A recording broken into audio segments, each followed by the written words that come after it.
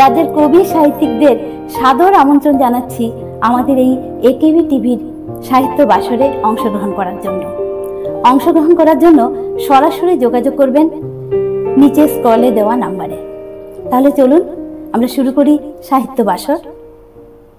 সাহিত্য সমুদ্রে ছোট্ট একটা ডিঙি নিয়ে বেরিয়েছিলাম, কিন্তু কোনো কুল কিনারা পেলাম না। বুঝলাম এক জীবনে তা কিছুতেই সম্ভব নয়। আত্মদর্শন, আত্মক্ষরণকে পুরোপুরি নিংড়াতে পারলাম কই। তবুও যতবার সমুদ্রের ঢেউয়ে ডিঙি দুলে উঠেছে, তৈরি হয়েছে কবিতা, আর আমি হয়েছি ঋদ্ধ থেকে ঋদ্ধতর। নমস্কার, আমরা চলে এসেছি আপনাদের প্রিয় অনুষ্ঠান সাহিত্য বাসর অনুষ্ঠানে। আর আমাদের ডাকে আজ সুদূর কমলপুর থেকে এসছে কবি অপর্ণা সিনহা। নমস্কার, তোমাকে স্বাগত আমাদের এই অনুষ্ঠানে। ওয়েলকাম। আমিও সবাইকে ধন্যবাদ জানাই। আমি আজকে আসতে পেরে খুব কৃতজ্ঞ এখানে আসা। ভালো লাগছে এখানে? খুব ভালো লাগছে। আসতে কোনো অসুবিধা হয়নি তো? সে তো গাড়িতে একটু অসুবিধা হবেই, তারপরেও এটার মানে একটা নেশার মতো একটা এই প্রোগ্রামগুলো অ্যাটেন্ড করার একটা ইচ্ছা থাকে, তার জন্য আমি কষ্ট স্বীকার করি। এখানে এসে ভালো হচ্ছে, আর আমরা খুশি হয়েছি তোমাকে পেয়ে। আমরা ভীষণভাবে আনন্দিত, গর্বিত তোমাকে পেয়ে। আমিও ভীষণ ধন্যবাদ, কৃতজ্ঞতা জানাই সবাইকে। আচ্ছা অপর্ণা, ভীষণ জানতে ইচ্ছে করছে যে এত কিছু তো আছে, এত কিছু থাকতে গান, তুমি আরো অনেক কিছু আছে, গান, নাচ, অনেক কিছু আছে, তো এত কিছু একটা কবিতাকেই কেন বেছে নেওয়া? আসলে আমরা যে সমাজের মধ্যে থাকি, আমি স্কুল লাইফ থেকেই মানে কবিতা লেখা শুরু করেছি। আচ্ছা। তো সেই সময় মানে কিছু মনের কথা, কিছু ইচ্ছা, সব তো মুখে বলা যায় না। সেই ইচ্ছাগুলিকেই আমি একটা ডায়েরিতে লিখে রাখতাম, আর ছোট ছোট ছন্দ দিয়ে লিখে রাখতাম। সেইগুলোই স্কুল লাইফ থেকে সেইগুলোই এক সময় আমি যখন কলেজে উঠি, তখন সেখান থেকে অনেকগুলো কবিতা নিয়ে আমার বই বেরিয়েছিল, ছোট্ট একটা। তো সে মানে মনের ইচ্ছাগুলো যেগুলো আমরা মুখে বলে ব্যক্ত করতে পারি না, আর খাতায় কলমে আমরা খুব সহজে সেটাকে মানে প্রকাশ করতে পারি। আসলে নিজের যে যত রকম মনোভাব আছে সেগুলোকে নিংড়ে বের করা, সেটাই তো কবিতা। হ্যাঁ, তাছাড়া বিভিন্ন পরিস্থিতিতে যখন মুখ খোলা যায় না, বা কোনো একটা প্রতিবাদ করার ক্ষেত্রে আমরা সামনে গিয়ে দাঁড়াতে পারি না, সেই ক্ষেত্রেও আমরা কবিতার দ্বারা এটাকে খুব সুন্দরভাবে কবিতাকে লিখতে পারি। হ্যাঁ, আর কবিতা মানে সমাজকে পরিবর্তন করতে পারে। কবিতা অনেক শক্তি। আমরা শুনে নেব অনুষ্ঠানের প্রথম কবিতাটি। আচ্ছা, আমি যেহেতু বিষ্ণুপ্রিয়া মণিপুরীদের কবি, সাধারণত আমি বিষ্ণুপ্রিয়া মণিপুরীর সাথে বাংলাও লিখি, সমানভাবেই লিখি। আজ কাল আমাদের ভ্যালেন্টাইন ডে যেহেতু গেছে, সে নিয়ে আমাদের ভাষায় ছোট্ট একটি কবিতা আমি বলছি, মানে প্রেমের কবিতা। হ্যাঁ ঠিক, আমি অর্থগুলো পরে বুঝিয়ে বলছি। আমার বানার দিন। আচ্ছা। থাক বড়দিন তো তার ফামে উবাইয়া, থাকনে গুরু নানকও রাজর রাতিও, ডাঙর সাইয়া বৃন্দাবনর গোপীর লগে, করকনে কৃষ্ণ প্রেমর রস রতিও, পূর্ণিমার জোনাক ইঙাল গালকনে, ঈদর জোনাকে তো রকত নাসিটাক, গুড ফ্রাইডে বারো কৃষ্ণ জন্মদিন, আকপাকে দেশে নুংসি ফাম পাক, আমি কিসাদেই বা শহীদরে পাহুরিয়া, ইমা মাটির ঋণ মুঙে পাতিয়া থসি, হৃদির কন্নুঙে তো থাম্পাল সাত করিয়া, নকল ভ্যালেন্টাইনদের বিবুলাওসি। আসলে আমাদের এটা বুঝতে পারছি যে ভ্যালেন্টাইন্স ডে কিছু একটা কথা বলা হয়েছে। চলুন শুনে নেই কি বলতে। আসলে এই 14 ফেব্রুয়ারি কিন্তু আমাদের মানে 3 জন শহীদকে ফাঁসি দেওয়া হয়েছিল, মানে আমাদের স্বাধীনতা সংগ্রামে 3 জনকে ফাঁসি দেওয়া হয়েছিল। তাদের শহীদান দিবসও এই 14ই ফেব্রুয়ারি। তো আমরা শুধু ভ্যালেন্টাইন ডে উদযাপন করব না, আমাদের শহীদদেরও আমরা ওই দিন যাতে মনে করি, সেটাই আমি মানে আচ্ছা, তুলে আচ্ছা। ধরেছি আর কি। আচ্ছা, এই পাশ্চাত্যের সবগুলোই আমরা নকল, এখন তো রোজ ডে, হাগ ডে, অনেক কিছুই আমরা পালন করি, হ্যাঁ, কিন্তু হ্যাঁ। আমি চাইছি যে আমাদের সংস্কৃতি ভুলে নয়। আমি তো সাধারণত বিষ্ণুপুরের মণিপুরের কৃষ্ণের ভক্ত হয়, তো আমাদের রাস পূর্ণিমা গুপি থাকে, তারপরে আমরা অন্যান্য যেমন গুরু নানক শিখদের যেটা, সেটাও আমরা যাতে মানি, আমরা ঈদ সবটাই যেন মানি, তাদের গুড ফ্রাইডেও আমরা মানি, কিন্তু আমাদের শহীদ এদের বলে নয়, শুধু ভ্যালেন্টাইন বলে নয়, এদিন যে শহীদদেরও আমরা একটু স্মরণ করি, সেটাই আমি বলতে চেয়েছি। সেটাই, তো মানে সর্বধর্মের প্রতি শ্রদ্ধা রেখেই বলা হচ্ছে যে ওটাও যাতে পালন করা হয়। হ্যাঁ, তো আমি যেহেতু প্রেমের কবিতা, আমি বাংলার একটি প্রেমের কবিতা আজকে পড়ছি। অবশ্যই। আহ্বান। রূপকথা তো তোমারই আছে, দেহের চাদর খুলে দাঁড়িয়ে তুমি মাঝি হতে চেয়েছিলে, একবার এসো এই নগ্ন নদী পেরিয়ে, এই ঘাস, এই রস, এই মধুর গ্রাণ সবই তো তোমার। রাতের শেষে প্রাণ যদি না ভরে, এসো এসো তবে খোলো দুয়ার, পদ্মনাভিতে মুখ রেখে পান করো যত অমৃত। এতদিন কোথা ছিলে, এ বুকের যত ভালোবাসা শুষে তুমি যে সব হতে চেয়েছিলে, সেই নিষিদ্ধ জানালাটি আজও দেখো খোলাই তোমার জন্য। এসো দেখো লজ্জা ঘুমিয়ে পড়েছে, নিষেধের মুখে আগুন দাও, কথা রাখো এ মহারণ্যে। বাহ, অপূর্ব, খুব সুন্দর আরেকটা প্রেমের কবিতা আমরা শুনলাম। আচ্ছা অপর্ণা, মানে কোন জিনিসটা তোমার কবিতায় বেশি উঠে আসে? আমার জেনারেলি আমি মানে আমার কবিতাতে আমি একটু আমি মানব ধর্মে বিশ্বাসী। আমি হিন্দুইজম বা মুসলিম বা এইসব একটু এর থেকে একটু আমার মানে ধর্মটা একটু, আমি মনে করি আমি মানবতা ধর্মটাই আমার মানবতা। তো সেই জন্যই আমার মানে ধর্মের কবিতা বা গল্প, আমি যেটা গল্প আমি লিখি, তো সেই সব ক্ষেত্রে আমার মানবতাটাই বেশি এসে পড়ে আর কি। আমি মানে কোনো ধর্মকেই আমার বেশি একটা প্রাধান্য আমি না দিয়ে মানবতা, আমাদের ধর্ম সত্যি তো, আমরা তো আমার সবার উপরে আমাদের মানবতাই মানা উচিত। হ্যাঁ, সেগুলোই আমার মানে লেখালেখিতে আসে, যে কারণে এক্ষণে যেমন বর্তমানে কুম্ভ মেলা হচ্ছে বা অন্য, মানে আমি আবেগে আমি এত বিভোর হয় না যে সেটা নিয়ে কিছু, মানে আমি কৃষ্ণ আমাদের রাস যেটা হয়, আবেগটা আমার তাদের সাথে টাচিং নয়, মানে আমি মানবতার সাথে ওটাকে মিক্স করে লিখি আর কি। ওইটাই, সেটাই তো হওয়া উচিত। তাহলে তো মানব ধর্মে যেহেতু তুমি দীক্ষিত, সেই অনুযায়ী একটা কবিতা শুনি, আছে কি? আচ্ছা।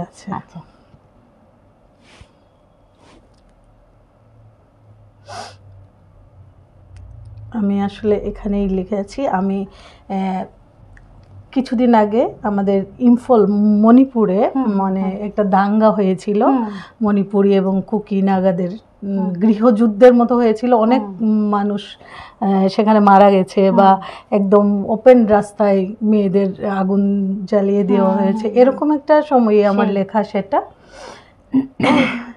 গৃহযুদ্ধ, অভাবেই শুষ্কতা আসে, রুক্ষ হই চামড়া, উত্তেজনা টান হলে ফাটল ধরে, দীর্ঘদিন পর প্রকৃতির নিয়মেই রোদ বৃষ্টি ক্ষুধা তৃষ্ণা জড়তা অবহেলাকে পায়ে মারিয়ে অসন্তোষ জন্মে, তাতে একটু একটু করে জল জমা হয় গভীরে, ফাটলে জল ঢুকে সম্পর্কগুলা হয় তীরের মতোই ধসে পড়তে থাকে দেশ, অনেক গভীর থেকে উঠে আসে হিংস্রতা হানাহানি, গৃহযুদ্ধের বীজের জ্বলন্ত লাভা, যা এই দেশের সহজাত, ধীরে ধীরে গ্রাস করে গরু শূকরের ধর্ম, তীব্র বেগে তা ছড়িয়ে পড়ে দেশময়।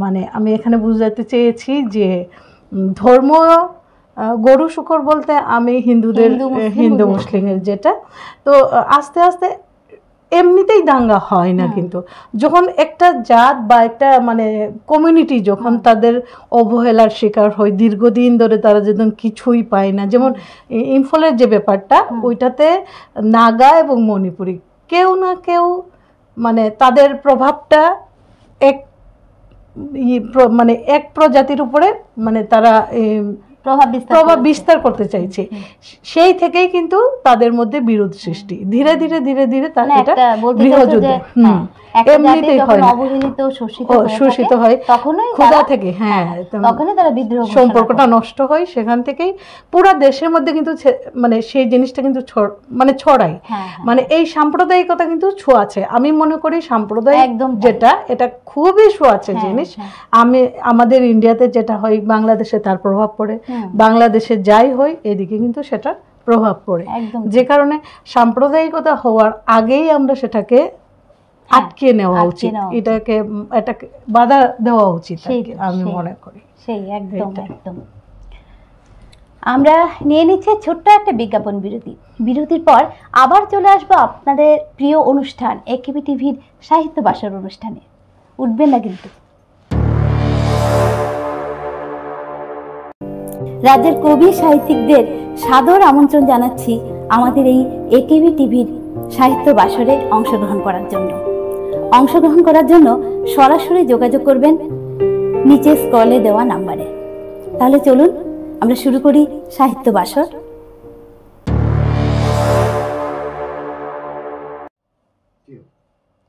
বিরতির পর আবারও সকলকে স্বাগত আমাদের এই অনুষ্ঠান সাহিত্য বাসর অনুষ্ঠানে।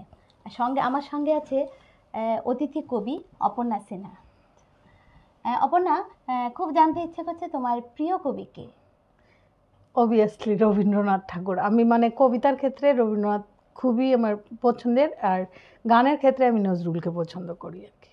আচ্ছা, রবীন্দ্রনাথ পছন্দ করি মানে আমরা যেহেতু ওই যে যেমন ব্রজগোপী, খেলে হরি, এগুলা যে মানে নজরুলের যে ইয়েগুলা ভজন বা ভক্তির যে গানগুলা আমাদের সমাজে খুব চলে আর কি, সেই কারণে নজরুলটা কঠিন লাগে, রবীন্দ্রসঙ্গীত শুনতে ভালো লাগে, কিন্তু নজরুলের যে কথাগুলা মানে গান আছে যেগুলো আমরা আমাদের সমাজে এই সময়ে মানে এই ফাল্গুন মাসে আমাদের হোলি হয়, হোলির সময় আমাদের সব যুবক বা যুবতীরা পাঁচরা, তারপরে আমাদের ড্রেস পরে ডুল নিয়ে। তোমাদের ড্রেসটার নাম কি? হ্যাঁ, যেটা নিচে যেটা পরা হয় সেটাকে বলা হয় চাকচাবি, আচ্ছা, আর উপরের যে ওড়নাটা এটাকে বলা হয় ইনাফি, আর ব্লাউজ তো থাকেই। আর ছেলেদের যারা, হ্যাঁ এটাকে কুমড়ামালা বলে না, কুমড়ামালা না, সেটাকে বলা হয় হুনাসরি। এটা স্বর্ণ দিয়ে তৈরি, কাঠি সরি বা হুনাসরি, অনেক ধরনের আছে, লিকসই আছে, তারপরে ওই যে শামুকের মতো চিকনা চিকনে মানে জিনুকের মতো আছে, সবগুলো স্বর্ণের হয়। চিংথরি আছে, খৌনা নাপি আছে, তারপরে কাঠি সরি আছে, এগুলো আছে। তো এগুলো পরে এই এক মাস মানে পুরাটা গ্রাম থেকে গ্রামে তারা মানে কীর্তন গায় আর কি, সেই গানগুলোতে এই নজরুল সঙ্গীতগুলো থাকবেই। আর রবীন্দ্রনাথের কবিতা ভালো লাগে। আচ্ছা, রবীন্দ্রনাথের কবিতা কেন তোমার ভালো লাগে? আমার কাছে মনে হয় এটা মানে চিরন্তন এবং সব সময় প্রাসঙ্গিক। গানগুলোও তেমনি, মানে মানে এটা আজি হতে শত বর্ষ পরে, যেটা মানে এটা ঠিক 1000 বর্ষ পরে হলেও এই রবীন্দ্রনাথ ওই রকমই প্রাসঙ্গিক থাকবে, যে কারণে কবিতা মনে হয় আমার কবিতা, নিজের আমাদের মনে হয় এটা ওনার জন্য লেখেনি, এটা আমাদের জন্য লেখা, এই আর কি। মানে যে কোনো কবিতা নিজেকে সেট করা যেতে পারে। হ্যাঁ, এটাই। এবার আরেকটা কবিতা শুনে নেব। বানার ঘুম। মাটির তলে চিরদিনর ঘুম, জনমেহানাত আহের থুম, কোনো দুঃখ নেই, কোনো হীন নেই, কোনো জ্বালা নেই গাড়িত, কোনো চানা নেই, কোনো পানা নেই, কোনো বানা নেই হৃদিত।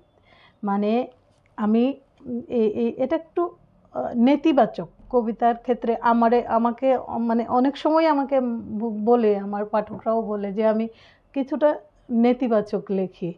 আমি ইচ্ছা করে নই, আমি যখন লেখি সেটা মানে ওই পজিটিভ থিঙ্কিং নিয়ে হয় না, কিছু মানে বিরহটা বেশি থাকে, দুঃখটা বেশি থাকে, যে কারণে নেতিবাচক। আমি এই যে দেশের পরিস্থিতি, আমি মাঝখানে একটু বলি, হ্যাঁ, আমার মনে হয় বিরহ যেন কবিতার প্রাণ। হ্যাঁ, আমার নিজের মতামত আর কি। আমি যেমনভাবে আমি জন্মকে প্রাধান্য দিই, ঠিক তেমনি আমি সমাদর করি মৃত্যুকেও। তো আমার এই কবিতাটা মৃত্যুকে আহ্বান করি। মৃত্যুকে আমি এইভাবে বলেছি যে মানে সারা জীবনের মানে সমস্ত জ্বালা যন্ত্রণা থেকে মুক্তি দেই একমাত্র মৃত্যু, এবং মানে খুব মিষ্টি তার অনুভব।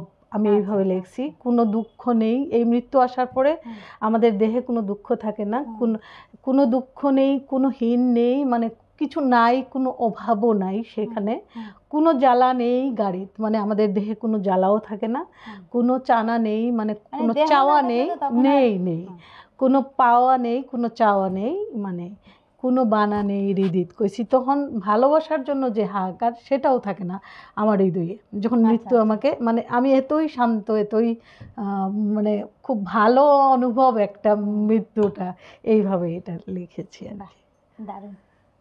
আচ্ছা, নতুন যারা কবিতা লিখতে চায়, কবিতা লিখতে চায়, অনেক সময় বলে যে কবিতা লিখতে চাই কিন্তু কবিতা আসে না, কি করে কবিতা লিখবো, তো ওদের ক্ষেত্রে কি বলবো? আসলে কবিতা লিখতে চাওয়া তারপরে আসে না সেটা হবে না।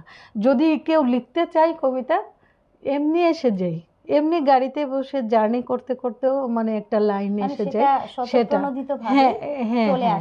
বা এরকম হয় না যে আমি একটা কবিতা লিখবো, আমারও হয় না, এখনো হয় না। যদি আমার মনের মধ্যে লাইনটা যদি না মানে অটোমেটিক্যালি যদি না আসে, তাহলে আমাকে কেউ বললো, আমি বিশেষ করে আমার অনেক দাদারা যারা প্রকাশক বা ওই লিটল ম্যাগাজিন যারা, গোবিন্দ দৌড় দাদা, তারা মানে তারার ক্ষেত্রে আমি মানে নন্দিতা দিকে পর্যন্ত আমি ব্লগ করেছিলাম এক সময়। কেন ব্লগ করেছিলাম, মানে একটা বিষয় নিয়ে এতদিনের মধ্যে লেখাটা দিতে হবে, আমি লজ্জায় আমি দিতেই পারিনি। আমি মানে যখন আমাকে কেউ এই সাবজেক্টটা ধরে দেই, এক সপ্তাহের মধ্যে আমার এই বিষয়টা নিয়ে লিখে দাও, তখন আমি লিখতেই পারি না। আমার নিজের যখন আসে না, আমি বইয়ে দিদিকে কি বলবো, এরপর ব্লক করে দিয়েছি, এরপর বইমেলা থেকে দিদি মানে দিদির কাছে আমি হাত জোর করে মাপ চেয়ে তারপরে ওইটা ব্লকটা খুলে বলেছি, বলতে দিদি বলেছে মানে কিছুই না, যে কারণে আমি বললাম যে স্বতঃস্ফূর্তভাবে যদি লেখা আসে তবেই লেখা, আর জোর করে কোনো বিষয়ের উপরে এটা হয় না। সেটা হয়তো কবিতা সেটা তো কবিতার ক্ষেত্রেও, গল্পের ক্ষেত্রেও এরকম কবিতা মনে হয় না। হ্যাঁ, তবে আমি মনে করি যে যদি মন, আবেগ, ভালোবাসা, যে কোনো মেন্টালি যদি কোনো মানুষ ভালোবাসতে জানে, বা মনটা যদি তার ওই মানে আবেগপূর্ণ থাকে, আর কিছু বই পড়ে, তাহলে কবিতা এমনিতেই এসে যাবে। আমার মনে হয় আর কি, কবিতা লেখার জন্য কবিতা পড়তে হবে। সেটাই, পড়তে পড়তে একসময় চলে আসবে হয়তো। আচ্ছা, আমরা আছি কবি অপর্ণা সিনহার সঙ্গে। জেনে নিলাম অপর্ণার অনেক কিছু, অনেক কথা, অনেক ভাবাবেগ, কি পছন্দ করে ও এসছে সুদূর কমলপুর থেকে। তোমাকে অনেক অনেক ধন্যবাদ আমাদের অনুষ্ঠানে আসার জন্য। হ্যাঁ, আপনাকে অনেক ধন্যবাদ। আমরা চলে এসেছি অনুষ্ঠানের একেবারে শেষ পর্যায়ে, সময় আমাদের ইশারা করছে অনুষ্ঠান শেষ করার। কেমন লাগলো আমাদের এই অনুষ্ঠান? নিশ্চয়ই ভালো। আরও কি করে ভালো করা যায়? তাহলে দেরি করছেন কেন? তাড়াতাড়ি জানিয়ে দিন, একটু টিপস দিন আমাদের, কি করে অনুষ্ঠানটাকে আরও রিচ করা যায়, আরও সুন্দর করা যায়। তাহলে আজকে এ পর্যন্তই। নমস্কার। নমস্কার সবাই।